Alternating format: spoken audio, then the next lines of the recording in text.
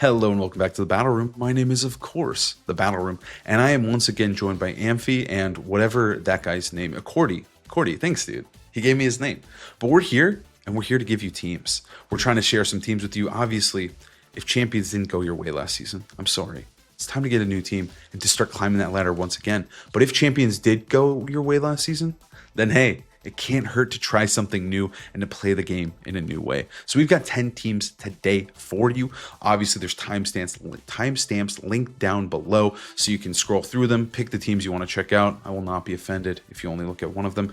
But we also have links to all the creators as well if you want to check them out. I have links to their YouTube channels if that is applicable. But yeah, I've got 10 teams. I've got a ton of different megas, and I hope you're ready to enjoy some teams. What's up, guys? It's the Battle Room here. I'm just hanging out in my second favorite place in the world. When I'm not climbing the champions ladder, I'm climbing these walls. I'm going everywhere. And you know what else I love to do? I love subscribing to the Battle Room on YouTube. I would greatly appreciate it. Now I wish you luck in your climbing endeavors in Pokemon Champions.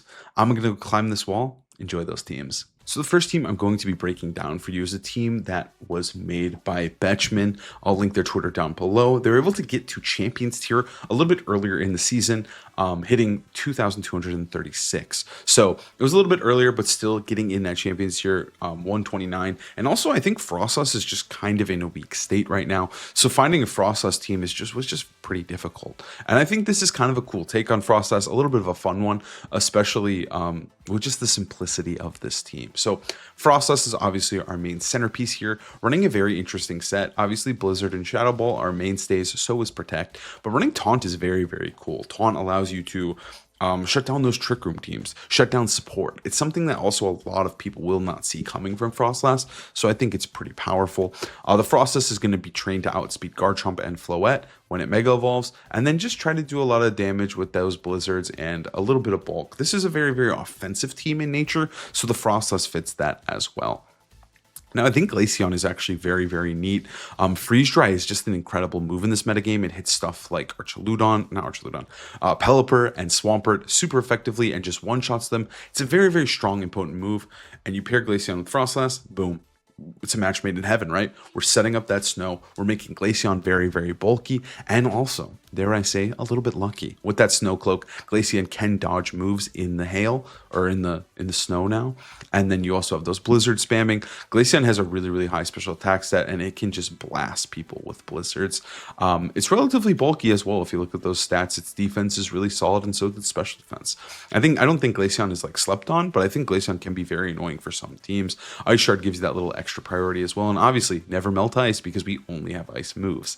Then we have the classics Froslass best friends in Sneasler and King Gambit. Sneasler is just really, really potent with Froslass. A lot of people, when they play against you, are going to fear those Aurora Veils, so you can just start hitting them with Blizzards. It can be a very, very powerful lead of Sneasler and Froslass, but you can also, Sneasler's very good in stuff like King Gambit, who gives Froslass a big headache.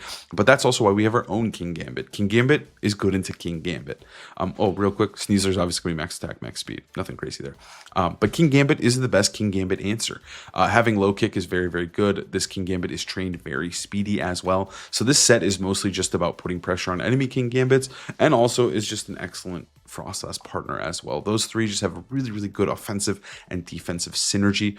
The movesets on them are pretty simple. Sneasler's going to go with double stabs, fake out, protect, and then King Gambit is just going to go with double dark moves, low kick, right? You have a dark move for any situation, and then you have that Chople Berry to take some fighting moves. Then finally, the last two Pokemon kind of just bring the team into its own here and make it as offensive as possible. So we've got Garchomp with Life Orb, Dragonclaw, Rock Slide, EQ, Protect, a very, very simple set, but a very, very effective one. You're able to spam those super effective Dragon Claws on the other dragons. Rock Slide to help with Charizard, who is very scary for Froslass, one of the big enemies here. So that move is essential. And then EQ as well. Life Orb gives you a little bit more damage onto Garchomp or onto Charizard as well. So it does make it a little bit easier to get those KOs with Rock Slide. So it makes a lot of sense there. He's obviously going to be trained very, very speedy and very strong. Max attack, max speed. And then finally, Talonflame is what brings us all together. It gives us a Tailwind mode, and it allows us to combat those big six teams. But just in general, our team is generally pretty fast. Froslass, Sneasler, Garchomp are all naturally high-speed Pokemon, so even in a Tailwind mirror, we're most likely going to be moving first. I think Froslass is a pretty strong Pokemon still. I think there's a little bit, there's a lot of depth that it does have, and I do think that it still can make a strong showing in this regulation. We just haven't found the golden Froslass team yet. But I think this is a good start, and if you want to try out a very fun Froslass and Glaceon team, this one's for you. So this Mega Blaziken team was able to get first on the ladder, on the Pokemon Showdown ladder, and it has done really, really well online as well. So this is a pretty strong Mega Blaziken team, but it also has Mega Gengar, which I think makes it, the multiple dimensions make this team very, very neat. So the main idea here is Blaziken and Gengar, the things that answer Gengar are not going to answer Blaziken and vice versa. I think also respecting the double modes is very difficult to do here, right? You do have Encore Disable shenanigans with Gengar plus Ninetales. You also have a Parasong mode with Fake Out. But then on the other side, you have 3 offensive demons in Kingambit, Blaziken, and Basculegion. So we'll start with the Blaziken. He's got the pretty basic Blaziken moveset, Flare Blitz goes Combat Rock Slide. You have coverage, you have strong hits. He's going to be trained max attack, max speed, adamant, because again, you do have speed boost, so you don't really need much bulk, and you do want as much speed as possible, but it does allow you to run adamant. So he's pretty simple. He deals the damage. I'm going to skip to Kingambit really quick because that is Blaziken's best friend. Blaziken's biggest weaknesses are like Incineroar, he hates Intimidate, and having Kingambit just makes them a little bit more scared to lead that into you. Kingambit also is obviously going to pair well with Blaziken. Their typing offensively is nuts. They're both like, Blaziken's really, really fast, and then you also have this Sucker Punch priority from Kingambit, so you're able to threaten both those things on top of each other, and you're basically able to single target down something, basically any Pokemon in the game. The Kingambit is going to be basically trained almost max attack, max HP, but it does have a little bit of speed. Hitting 79 speed is allow you going to win a lot of speed ties against enemy Kingambits, and just that little bit of extra speed can throw people off because Kingambit is traditionally trained very, very slow. So these two form your offensive core together, and then the Basculegion as well. It's just a Pokemon who benefits from Pokemon Feint, and Blaziken likes to feint. He's got Flare Blitz, he's got Recoil, Kingambit has Recoil as well. These Pokemon are going to go down fast, but they're going to trade really, really well. So that's where Basculegion comes in, and he's like, hey guys, you guys fainted? I'm max attack, max speed. I have a Sash. You have to respect me, right? Like, I'm going to hit you with last respects. I'm going to hit you with liquidations. And you're going to have to trade into me while I still have a Sash and your Pokemon are already damaged from our main 2 sweepers, right? So that is definitely the mode you can do. But then, on the other side, the beautiful part of this team is we have the Parasong mode. So we have this Gengar paired with Incineroar. That's all you need. For Parasong, for Paras Trap teams, this is all you really need. You get to lead Gengar plus Incin, you press Fake Out Parasong, double protect, switch out the Gengar, Parting Shot. If Incineroar goes down, Gengar comes back in for free. And if you get Parting Shot off, Gengar comes back in for free. So it's just a really simple combo that doesn't require much Pokemon to get the Paras Trap just going, right? Like, you don't need to do it every game. You don't even need to do it all, but the threat of it is there, and they have to respect it. Gengar is obviously going to be trained very defensively here. It has a little bit of speed, but it is very bulky, modest Gengar, which is usually what you see here. And then Incineroar is going to be trained very defensively as well, and min speed. So that is something that's important to note. But what's really cool about both these Pokemon is that they can function outside of the Parasong mode. We see the Ninetales there. You have Encore Disable shenanigans. Incineroar is just good. He can be paired with the other guys as well. Gengar, you probably don't want to pair him with Blaziken. And then the Ninetales just brings everything together here. Ninetales is going to be our, like, I think Ninetales is awesome because it gives us weather, it gives us Encore Disable with Gengar, and then it also just fits well with the pacing of Blaziken, Kingambit, Basculegion. Blizzard is going to hit really, really hard. It's very fast. It threatens those annoying Garchomps who give all of our team problems. So I think it's very, very important to have. And then you also are able to combat those rain teams with Freeze Dry and Blizzard. Again, Encore is a broken move with Disable, but by itself, it's strong as well. So I think it's just like a really cool team that blends both modes perfectly. And if you're trying to use something that's a little bit different and you want to use Gengar and Blaziken, this might be the team for you. So now we have Mega Scrafty and Mega Pyroar. I think Scrafty, Pyroar, Trick Room teams are just absolute fire for climbing in Pokemon Champions, and I've used this team quite a bit. This one was built by Spy Anya, was able to get 14th place at one point. Spy Anya, for those who do not know, is the Japanese national champion from 2024. So this was a team that he built with some of the cool pieces, right? Like, this Torkoal is crazy, but I think the Torkoal is perfect for how the team wants to function. So let's take a look at both modes. First, we have Ferrograph and Scrafty. Ferrograph Scrafty makes a lot of sense. You get to Fake Out, you get to Trick Room. And sometimes that's all you want to do. It's very, very easy to pull off. Trick Room is obviously going to reverse those speeds. You pair that with the Scrafty, and dare I say, you're big chillin'. You just fake out Trick Room, you have Torkoal in the back, you have potentially King Gambit, and you just do tons of damage. Scrafty is surprisingly very, very good into everything that's not a fairy type. I think he does a ton of damage. I think he's very hard to KO. You can see here, he's just basically max attack, max HP, with a little bit of speed to help with those King Gambit matchups. And then Frigoraph as well is going to be max defense with a nice little HP number. Because Frigoraph's HP was so high. So we're just trying to survive stuff like Kowtow Cleave from King Gambit, set up that Trick Room, and chill. The Frigoraph as well is just mainly here to support everybody. Psychic is going to be our stab move. T-Bolt does a ton of damage. It's really good coverage. And then we have Helping Hand to power everybody up. Trick Room is obviously Trick Room. And then Scrafty's got all of his stabs and coverage. Then we have this Torkoal. Now the Torkoal is kind of beautiful in a way. It's trained very, very defensively. It actually can take 2 Earthquakes from Garchomp after leftovers. Very, very good. Very bulky, but this one guy is mostly just about like enabling everybody else, right? He's got that Heat Wave for his single damage move, but Yawn is super obnoxious, especially paired with Pyroar. Helping Hand can help Scrafty and Pyroar get super big KOs. He just kind of fits the pacing of the overall team, right? Then we have the Sash King Gambit, who's obviously going to be max speed, max attack. Even though we are a Trick Room team, just leading this guy is deadly. Paired with Helping Hand Frigoraph, paired with Pyroar, paired with Sneasler, you can just output so much damage with very little risk because you do have that Focus Sash. And a lot of Pokemon don't outspeed him. He can get cheeky little outspeeds on stuff like Sylveon, stuff like Incineroar that they just don't see coming. So I just think it's a really great set, and I like how it fits this team. The Sneasler is just crazy. It's just all damage. Life Orb Sneasler trying to do as much damage as humanly possible.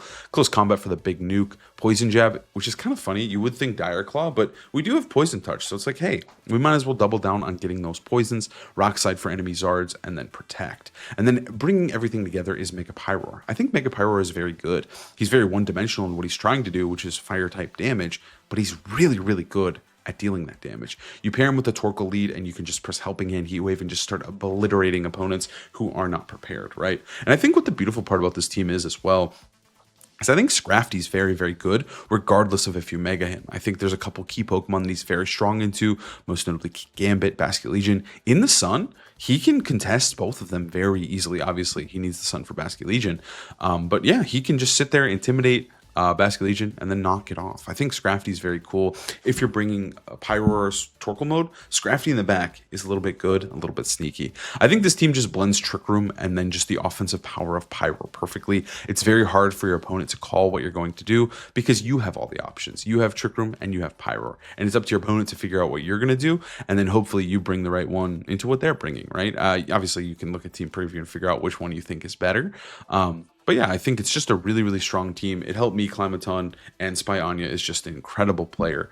And I think it's a really good team, especially if you want to try something a little crazy like with Scrafty and Pyroar. So this next team was built by Michael Derbesti, the world's finalist, world's semifinalist, and world's quarterfinalist. Back to back to back, by the way. Obviously an incredible player. I'll link down the YouTube video where he breaks his team down, but he was able to get rank 1 on the ladder, which is absolutely crazy with a wild team. So I think Houndstone Sand is pretty solid. I think Houndstone is a very cool Pokemon.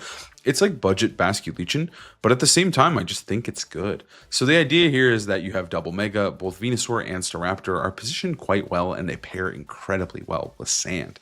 So obviously we got these guys together, but then the Staraptor can also function really well with Excadrill. Tailwind is always appreciated. And then you have some really spicy picks in both Scarf Tyranitar and Magnet Rotom. This is very much just a good stuffs team, just about trading better than your opponent. And yeah, so let's break it down. So first we've got Staraptor. Staraptor is all about pressing those close combats, getting boosted, and becoming unkillable, right? Staraptor is good at what it does. Its speed and typing are pretty good. And then having access to Tailwind and making it more of a support role is kind of cool. Most of the time you see Staraptor paired with stuff like Whimsicott, Grimmsnarl, Incineroar to Parting Shot yourself or Charm yourself or Tickle yourself. But this Staraptor, he's about helping the boys. He's about setting up Tailwind and providing that fighting coverage, which Sand enjoys. Also paired with Excadrill, paired with Venusaur, those fairy types do not like seeing those guys. So this Staraptor is going to be max speed, max HP. It's trained in bulk, mostly because you do want to try and abuse those close combat boosts, but you still have a lot of high natural attack that you can obviously dish out. Next up is let's talk about Houndstone. Houndstone is pretty crazy. Houndstone obviously benefits from the sand with the Sand Rush ability, and it does have the signature move Last Respects shared with Basculegion. Last Respects, for every Pokemon that faints, gets stronger. He's such a good closer in the end game. He obviously can be led as well. Having access to Will-O-Wisp, having access to Ally Switch is very, very powerful. Ally Switch swaps you with your opponent. So sometimes you just get a free game win if they don't call the Ally Switch correctly, but you also just start in their head because they know you have it. It's just a matter of if you're going to press it. He doesn't really need to do much damage. He's all about just having that speed, and the base power of Last Respects is going to carry him in those late game situations. He's also just amazing into Basculegion. He's able to outspeed Scarf Basculegion, and he's able to just KO it with Last Respects. Sash Basculegion, you have Sand to break it. He's just good. He's just kind of a good Pokemon. Wisp is strong. And then he has a little bit of extra bulk with that Citrus Berry. Because again, if you look at his stats, he's naturally pretty bulky. Then we have Scarf Tyranitar. Scarf Tyranitar is really fun when people don't see it coming. You're able to slam them with an Ice Punch and kill their Garchomp instantaneously. Rock Slide, Knock Off are just great coverage. And then so is Low Kick, right? This guy is a coverage demon. He's all about just being fast. He's max speed, max attack. He deals big damage. He pairs well with Excadrill and pairs well with Houndstone. I think the Sash set is kind of cool because we do have 2 Megas. So running Mega Tyranitar doesn't really fit here as well. So having Scarf just gives us that little bit of extra speed that is very useful. You do have to be careful. He is relatively slow. He can't even outspeed stuff like Aerodactyl, Delphox, Scarf Basculegion. Obviously, you do have to be a little bit careful. Then we have Magnet Rotom. Rotom obviously pairs well with the Earthquake spam, and in general, there's no electric types. So running Rotom on your team, although he's kind of mid, not very good, he's good because he's the only electric type. Having access to Volt Switch is really cool as well. T-Bolt does big damage, and you have that magnet to try and get surprise KOs or big damage into Charizard. Rotom's very neat as well because with Sand, you can actually make him 1v1 Charizard because Charizard in the Sandstorm doesn't have access to Solar Beam. So Rotom can safely attack Charizard and give himself big momentum. He can Volt Switch as well to get something else in. I think it's a very cool addition on a Sand team. Otherwise, he's just, he's got Hydro Pump. He's got those electric moves. He does solid damage. This one is modest. So yeah, he's pretty simple at what he does, but he's good at what he does if you position him well. Then we have Excadrill. I think Excadrill is such a good Pokemon. He's such a demon, dude. He's good into those fairy types. He's one of the fastest guys in the game. You have Earthquake. He usually has that Sash freed up. He's just obnoxious. I think Excadrill is such a pain in the ass to deal with, and this time you get to use him.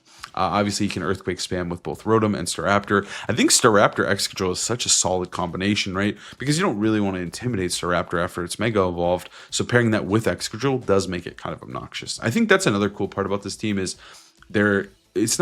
it's very physically oriented, but at the same time, bringing Incin into Excadrill, into T-Tar, into Staraptor, into Rotom feels terrible. So I think it's a very cool team in that way where it's kind of weak to Incin, but not really because the Pokemon are so strong into him.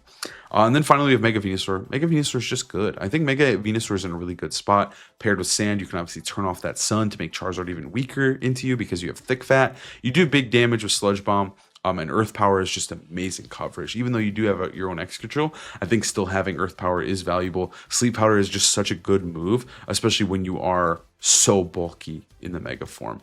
Excadrill is going to be trained max attack, max speed, obviously. And Venusaur is actually trained quite speedy as well, just relying on its big base natural defenses. Again, if you want to see a more in-depth breakdown of the team, I will link down the tweet that Michael Urbesti posted, so you can check it out. But yeah, I think this team is really fun, especially with Sand and with Houndstone. I think Houndstone is so much fun to play with. So the next team I have for you is a team that is just taking the metagame by storm. I think Blastoise Delphox is the work of the devil, but it is so good right now. I think a lot of teams necessarily aren't prepared for Blastoise, especially paired with the Delphox. It's almost impossible to call which Mega is coming at you. So it just makes the team really disgusting. It was very similar to the Floette plus Delphox combination, but Blastoise might just be better, dare I say. Obviously, this team is built around those 2 Megas, so I'm going to break them down first. This team was actually a rank 1 Blastoise team, by the way. It was built by Mao, I'll link their Twitter down below, but they did get rank 1 and they ended up finishing very, very high in Champions tier with this team. So the idea is simple. Blastoise, he likes to shell smash. He breaks the shell, he gains those speed, gains that damage, and he's going to try to hit you with big, juicy water spouts or big, juicy Dark Pulses. Dark Pulse is very, very good with Blastoise because it gives him that coverage that he really, really needs, specifically into stuff like Basculegion. So Blastoise, he's simple. He breaks the shell, gets fast. Delphox comes up with a nasty little plan, plots up, gets that boost, and then just starts hitting you with Heat Waves and Psyshocks. They're very simple, and they do the same thing. They set up, and they sweep, right? But the beauty of it is that you get to run the support Pokemon that just function with either one, right? We have Incineroar, Sneasler, and Sinistcha. Obviously, Incin is going to fake out. He's going to provide that helping hand support. He can Parting Shot to bring in Sinistcha, to bring in Sneasler. Simple. Incin obviously makes a ton of sense with these setup teams. Sinistcha is so good with Hospitality. Specifically with Blastoise, I think it's almost necessary because it heals him up, keeps him healthy, so you get big, juicy spouts, right? The moveset, Matcha Gotcha for damage, but you're really just going to be clicking Rage Powder most of the time or switching it out. Trick Room is there for that little bit of added extra speed control, specifically with the King Gambit mode. We'll get to that in a bit. And then Protect keeps it alive. The Cassie Berry is very, very important as well because it keeps it, it allows it to live last respects, right? Like if one or two Pokemon have fainted. If it starts to become all three, it's not living that. Let's be real. Unless you intimidate them. Incineroar is obviously going to be Citrus Berry to keep him healthy as well. And then finally, Sneasler is very, very important and very, very strong as well. Poison Jab gets those poisons with Poison Touch. This is becoming a trend. It seems very, very potent, very strong, because if you do get a big poison, it can just completely shift the game into your favor. Close Combat for that fighting coverage. Fake Out to flinch him and to press Fake Out, and then finally Quick Guard. Quick Guard is the secret sauce here because it allows Sneasler to just be annoying. It can protect Blastoise and Delphox from Sucker Punches, which really, really shuts down their offense. Obviously, it just murders Delphox, but it does do a lot of damage to Blastoise as well, especially when he sheds his shell. He lowers his own defenses, so having that anti-priority tech is very, very powerful and very potent. And then finally, we have King Gambit. King Gambit is just a demon. He's just about, dealing as much damage as possible. He kind of functions the same way. Oftentimes, some of the game plans involve dropping your Mega completely and bringing King Gambit as the Protect the Queen comp. This is just very much a Protect the Queen composition. You just have one Pokemon that you're protecting with all the others to try and sweep the whole team. King Gambit does that well, especially with the Black Glasses and Kowtow Cleave and Sucker Punch. He's got everything you could need. Now, when it comes to training, obviously all of our Pokemon are going to be trained very defensively from the support end and offensively from our sweepers. So Sneasler, max attack, max speed. Blastoise, max special attack, max speed as well, because you want to deal as much damage as possible. And that 130 speed is really fire to hit, especially when you double your speed. In Tailwind that you outspeed stuff like King Gambit and potentially even Basculegion if they're not max speed, which can be very, very big. And then we're going to see King Gambit is actually trained pretty bulky, which is kind of interesting. Almost max special defense with a little bit of attack. Incineroar has a lot of speed to outspeed max speed King Gambit, which is very, very, very important and very useful. But otherwise, he is trained very special defense focused. Delphox has a lot of defense, a lot of speed, no special attack, but it's just very bulky, right? You're living those hits with those Intimidates, and with that healing from Hospitality, Delphox can go infinite and go to the moon. And then finally, Sinistcha is going to be very special defense oriented, just to take those hits better. But yeah, so this is a very simple team and a really, really good team if you're trying to learn how to play those Protect the Queen compositions. So I wanted to include a Swampert Rain team because I think Swampert's a really, really fun Mega, and he's also a very interesting Mega. And I think Rain is just a really great way to play the game, a really great way to learn the game as well, especially with these new tools. I think the core of Swampert, Grimmsnarl, Pelipper, and Archaludon is just nasty. I really, really like it. It's not perfect by any means, but I think it's very, very strong. So we'll start with those guys. So the idea is that I'll start with Grimmsnarl because I think he's one of the most important parts here. Grimmsnarl, he has a lot of tools and a lot of tricks to make our team unkillable. Having those screens allows Archaludon to succeed, and then Foul Play is a very, very strong dark move. But the real strength comes from Parting Shot. It allows Grimmsnarl to be much more active, to get your big threats in early, and also to control the weather. Into Charizard teams, you're able to just parting shot their Charizard, bring in the Pelipper, set up the rain, and just start going crazy with either Swampert or Archaludon. Swampert, obviously, he's going to be our nuclear cannon. He's going to smack you with a wave crash. He's going to hit you with a big high horsepower or punch your dragon with an ice punch. He's very, very simple in what he's trying to accomplish. Obviously, you're going to see he's close to max speed, a lot of attack, a lot of special defense, actually, which is pretty crazy. But yeah, he's just about dealing big damage, and he's got that coverage. But then Swampert's other best friend is, of course, Archaludon. Archaludon was just looking for a Mega to be paired with for the longest time. Rain teams were very solid, but they were just missing that Mega that gave them the oomph, and Swampert does that. So Archaludon here is going to be Electro Shot, Flash Cannon, Dragon Pulse. He's got all the coverage you can need. Obviously, he's going to be trained very, very special defensive in nature as well, because his defense stat is great, and he does have stamina. So he's very, very bulky with those screens. He's near unkillable. If he has his best friend Pelipper there, he's spamming those electro shots, making himself unstoppable. So Archaludon, very simple Pokemon. And then Pelipper, the final member of this core here. I think what makes Pelipper so good is there's just no electric types. So Pelipper can run this bulky citrus berry set. This one's just bold with max special defense, right? It's just able to do so much damage with its stab weather ball, its stab hurricane. Also, Swampert hates grass types. You know what Pelipper loves? Grass types. It loves to scoop them up, hit him with that hurricane, and go absolutely nuts. Now, normally we do see Wide Guard on Pelipper, but this one is actually going to be running Rain Dance, which I think is very, very cute because their team relies on rain a ton. And even if they know the Rain Dance is coming, sometimes that's enough to just make it valuable, right? Like being able to press it to give us those consistent, really strong wave crashes or electro shots can just be valuable. Now, you obviously do have to remember that Pelipper is slower than both of them, but still, if you know Charizard is coming in, you're able to set up that Rain Dance preemptively and just take control of the weather once again. The final two members here are going to be a second Mega. Obviously, Venusaur benefits from the rain as well. Giga Drain, Earth Power, Sludge Bomb are just incredible stabs. You're going to see it's trained very, very special attack focused. A Giga Drain is going to keep you pretty healthy as well. But Venusaur just likes the rain. It likes screens as well, almost unkillable behind those screens. So I think it fits the team very, very well, even though, like it is a Swampert team in nature. And then finally, we do have Sylveon. Sylveon is just a really good fairy type. There aren't a lot in the format, so having a fairy type is just valuable. Hyper Voice is going to be your spread move. Hyper Beam is your nuke. And then Yawn is very neat as well, especially when you have something like Archaludon that's continuously getting set up, creating pressure.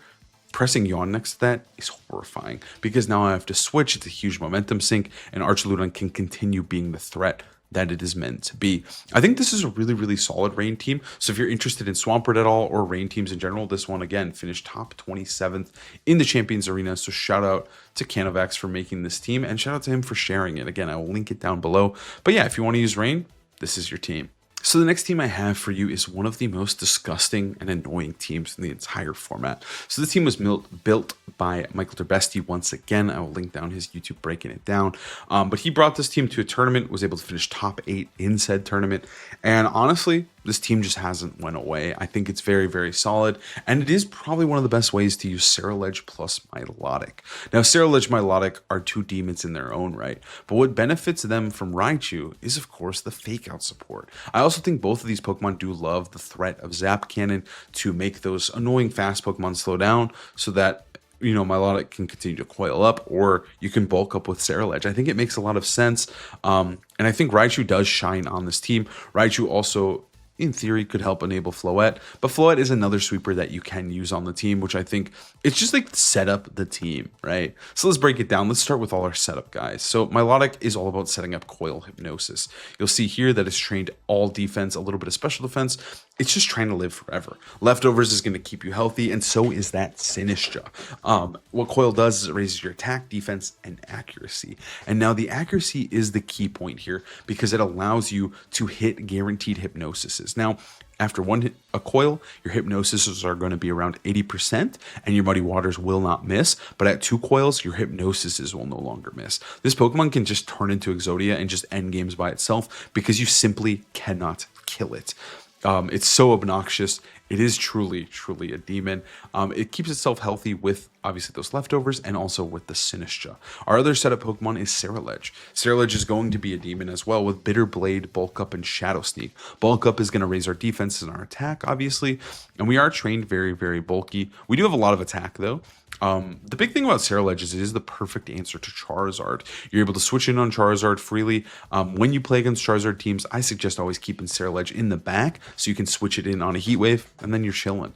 Ceruledge is able to just kind of solo Charizard teams by itself. If you're a Charizard player, you know.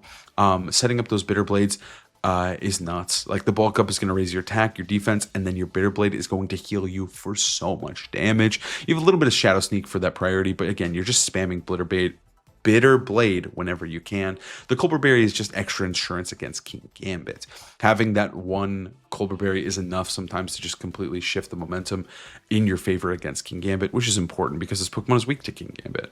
And then finally we have Floette, Calm Mind, Draining Kiss. It's unkillable. Need I say more? It's very simple. The Raichu as well is just really nasty with the other two, because dealing with Raichu and dealing with Milotic or Ceruledge can be very difficult, right? Like you're staring this guy down, he's threatening you with Zap Cannons and Bitter Blades. It's a lot of damage coming your way. The Raichu is going to be trained very defensively. I think that's the best way to use him. Obviously, he still needs to be timid nature. And then also you'll notice the Floette is trained hyper defensively as well with timid speed. So it's kind of crazy. It's very fast and very defensive. And then finally what brings this team together is of course Incineroar and Sinestro. They can enable any of our setup guys. Whichever one we pick, these guys are good to go. So Incin can obviously enable everything with Fake Out. It can set up those parting shots. And then Sinestro is going to top everybody off with those hospitalities, healing our Milotic, healing our Ceruledge to give us the extra edge we need to take down those big threats, right? Like you might need a little bit more HP before you can get those leftovers flowing or those Bitter Blades flowing. So I think it makes a ton of sense. We also have Life Dew to enable us further as well to give us even more healing. And then Matcha Gotcha is going to be annoying as well. And then Rage Powder, obviously, we do like as well because it can keep us safe, protect our big carries from those single target moves. This team is just purely evil. It's so annoying. And I think it's a really good upgrade from the last regulation because this team did well at US Nationals as well, or at NAIC. Dewey got top 8 with it. And this kind of just seems like an upgraded version for the current metagame. So the next team I have for you is a Mawile team. I tried really hard to find a good Mawile team because Mawile is very interesting to me. I think Mawile is a pretty good mega and a very interesting mega. At the time, I wasn't able to find many, but I did find one that placed third in a Japanese tournament. And this guy had posted a couple Mawile teams, so maybe he's a Mawile expert. And I kind of like the build on this one because Mawile is a very interesting mega, and I think it has a multitude of ways you can run it. So this is kind of like a setup team with Mawile. Again, I'll link the creator's team down below, like his Twitter. But the way Mawile works is like Swords Dance from Mawile with Sucker Punch. It's doing more than King Gambit sometimes. Like the level of Sucker Punch, like obviously this thing is going to be almost max attack. It does as much as King Gambit with Black Glasses. So a lot of people underestimate how much damage Mawile can do. So this team is about enabling Swords Dance Mawile. We have Hyper Cutter to stop our attack drops. We can lead Incin Mawile, fake out Swords Dance, and just start suckering, right? But then we also have access to Sinestro, who can give us a Tricker mode and can also heal Mawile and keep Mawile going and just going absolutely nuts. Because the typing of Mawile is so good defensively. Offensively, those player ups are huge, and then Sucker Punch is that priority move. Like a +2 player up, you ain't living that. So I think those core three are very neat. But then the team is elevated because we have Delphox. We have a second mode. Again, this is very similar to where the Blastoise team functions. You can fake out and heal Mawile, but you can also fake out and set up and heal Delphox. Delphox loves Incineroar, fake out Nasty Plot, you can just start sweeping. Sinestro is going to come in there, heal everybody up, press Rage Powder to keep your sweeper going. And then finally, to close it out, we do have some pretty crazy sets. We have a Sunny Day Scarf Garchomp, which is pretty funny, hitting even stronger heat waves, but also just Scarf Garchomp in general paired with Delphox is disgusting work. Earthquake is going to be your big spread move paired with those guys. Obviously, he's going to be trained mostly attack and speed. Jolly as well to make sure you're faster than the other Scarf Pokemon. But yeah, he's just dealing big damage. He's got those spread moves, Dragon Claw, Rock Slide, and then Sunny Day for those cheeky heat waves. And then finally we have Hydreigon. Hydreigon's actually very interesting, especially with Life Orb. It does a ton, and I mean a ton of damage into those big threats such as Farigiraf. It can hit stuff like King Gambit for huge damage with Flamethrower. It's just kind of a good Pokemon in general. I think Hydreigon is good. He's just very tricky to play because of the fairy types. But we do have Mawile, we do have Delphox as our Mega Evolutions, who just body fairy types. So I think Hydreigon actually makes a lot of sense. He pairs well with that Scarf Garchomp. And you kind of just have this really, really strong setup team with two devastatingly strong dragons in the back. Now, Delphox is going to be trained max special attack, max speed. So this one is a little bit frailer. So is Garchomp, so is Hydreigon. They're just about being fast, being strong, and then Mawile is there as well to deal as much damage as possible, but it does have a little bit of special defense, which can go a long way. Incin is going to be trained defensive in nature, and so is Sinestcha. Again, this team is about just enabling our sweepers to do as much as they can, and I think Mawile with Swords Dance can go ridiculously hard. I wanted to include a hard Trick Room team on there because I think people just like hard Trick Room teams. So this is a team that I found that went 9-3 in the Most Victory Road tournament, used by a player named Rizabeth. Now, Rizabeth has some pretty crazy practice habits, but Rizabeth is a very, very strong player. Hard Trick Room is a pretty cool team in this format. I think Hard Trick Room just got kind of better, but this team is just absolutely wild, and I think it's pretty cool. So we have Farigiraf, Incin, Canerupt, Abomasnow, King Gambit, and Vivillon. So Farigiraf is going to come every game. It's our Trick Room setter. We're trying to use it to set Trick Room. It's got Armor Tail, which is super, super important for both Canerupt and Abomasnow. We want them to deal as much damage as humanly possible. And so we have two ways to set up Trick Room, either with Incin or with Vivillon. We're going to lead Farigiraf every single game. We're going to press Trick Room, Protect to keep this guy alive, Helping Hand to enable our two giant Megas, Trick Room to set up Trick Room, of course, and then Psychic as our stab move. Now, we have two ways to set up Trick Room. We have Fake Out from Life Orb Incineroar, which is pretty crazy that it's Life Orb Incineroar. Also, Farigiraf lives Light of Ruin from Floette. That's what it's trying to do. It's special defensive in nature, which is something you usually don't see on Farigiraf. And then Incin is going to be max attack, max HP, Brave. So we have Life Orb Fake Out, which is absolutely crazy, like I mentioned. But the Life Orb just allows Incin to trade incredibly well. So we're going to press Fake Out Trick Room, and then we're just going to send him, right? We're going to start firing off Life Orb Flare Blitzes with Helping Hand to try and basically get Incin KO'd while getting as much value as humanly possible. If Incin goes down, obviously we can bring in Canerupt or Abomasnow and just start sweeping, right? Canerupt with those Helping Hands can do big damage. We have Ancient Power for Charizard to give coverage there. Earth Power and Heat Wave are just nuclear bombs, especially paired with Helping Hand. Canerupt is going to be trained max as well. He's very, very simple. He's just about dealing damage. Now, our other way to set up Trick Room is going to be Vivillon. So what Vivillon is able to do is it can just start spamming Sleep Powders. It's going to be max speed Timid. It's going to outspeed a lot of key threats, hit them with those Sleep Powders, and just let those Trick Rooms get going. Hurricane is also really, really good coverage, and then if we really need to, we can also press Rage Powder as well. I think another lead option, that's kind of secret, kind of evil, is also Vivillon plus King Gambit. You're able to set up those Swords Dances with ease and just start sweeping, right? Like you can also bring Incin plus King Gambit. You do have this secondary mode if you don't want to press Trick Room, which is something that no one is going to see coming. But if we want Trick Room to go up, we lead Vivillon plus Farigiraf. We press Rage Powder, we press Trick Room, and we just bring in our Mega and start sweeping. Abomasnow is the king of coverage here. We have Blizzards for those big damage, Grass Knot to KO things like Swampert, and just hit heavy Pokemon with a really, really strong stab grass move. Earth Power, again, is also amazing coverage, and we have a little bit of priority. I think priority on these teams goes a long way. Ice Shard can maybe get that KO on that low HP target that allows you to win the game with the second Trick Room, or just pick off that last Pokemon to win the game. So I think Abomasnow is a really cool addition. I also think a lot of teams are just weak to Abomasnow, and he can really, really shine depending on the right matchup.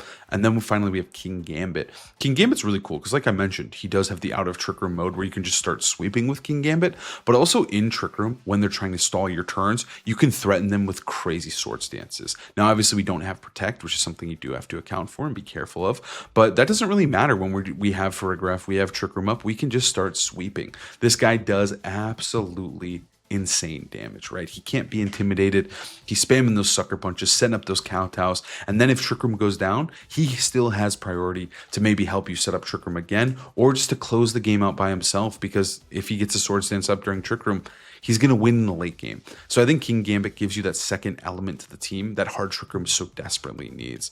Again, this team is made by Rizabeth, and this team is just kind of crazy. I think it's such a cool take on hard Trick Room, and I think hard Trick Room is just a perfect way to learn how to play VGC in general. That's how I started. So I always want to include one of these teams on the list. So the final team I have for you is, of course, Big Six. I wanted to include this one in the video because I think Big Six is still a very, very good team. And if you're looking for simply the best team in the game, this is it. So obviously a lot of the items and movesets and all those things can change ever so slightly between the variants, but I found this one to be very, very fun. It also peaked at 8th place on the ladder from Spy Anya, again, the Japanese national champion. So this is their recreation. I'll link the Twitter down below. So we'll start with the mons that don't change. Whimsicott, Floette, Charizard. They're really, really good. They're the core of the team. The items, the movesets don't change. The only thing that really changes is the nature. So Whimsicott is going to be Moonblast, Tailwind, Encore, Protect. It's just good. Moonblast is your big damage. Tailwind is your speed control. Encore is your disruption. And Protect keeps Whimsicott alive. Whimsicott is always going to be max speed timid, max special attack. There's no reason to run anything else because you have Focus Sash. Now Charizard is always going to be Weather Ball, Heat Wave, Solar Beam, Protect. Very, very strong, consistent damage. You have your grass coverage. You have your double fire moves. You deal insane damage with Leather Ball, big damage with your spread Heat Wave. And Charizard is almost trained always very defensively. Charizards have started hitting almost just max HP, max defense. We do have a little bit of speed here, and we do have one special attack, but for the most part, Charizard is just all about the defense nowadays, trying to live those Life Orb Rock Slides when possible. The Floette is going to be max special attack, max speed. Now, some of the Floettes run timid. It's hard to say which one's better, but this one is going to be modest.